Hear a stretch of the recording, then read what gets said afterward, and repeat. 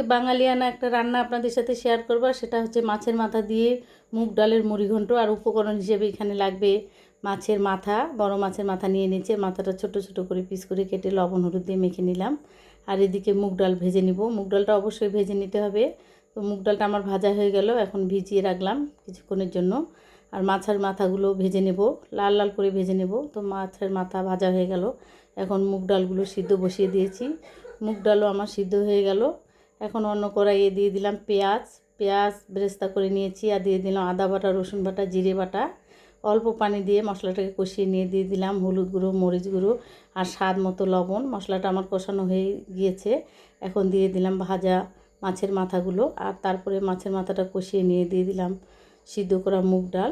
আর দিয়ে আরও কিছুক্ষণ নেড়ে চেড়ে দিয়ে দিলাম কাঁচামরিচ, ফ্লেভারটা সুন্দর হবে। আর এটার বিশেষ উপকরণ আজকে দিয়েছি গন্ধরাজ লেবুর পাতা। আর এটা মুগ ডালে দিলে খুব টেস্ট হয়, ভালো লাগে খেতে। তো তৈরি হয়ে গেল